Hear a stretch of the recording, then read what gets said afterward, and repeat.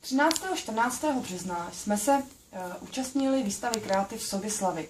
Tentokrát společně s kolegou Pavlem Michalicou, který je lektorem metody Boba Rosse. Opět se vás tam letos sešlo v hojném počtu a my jsme velice rádi. A měli jsme pro vás připravenou soutěž o jednodenní kurz malování, buď metodou Boba Rosse, anebo technikou dry brush.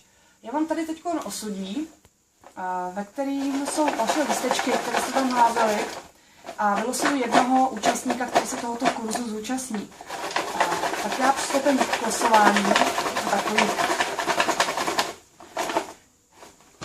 To nebylo vidět. Promítnu.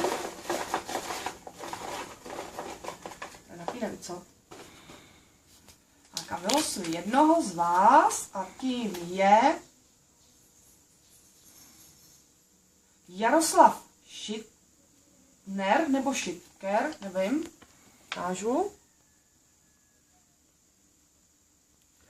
Panu Jaroslavu gratuluji a strašně se těším na další malování společně s vámi.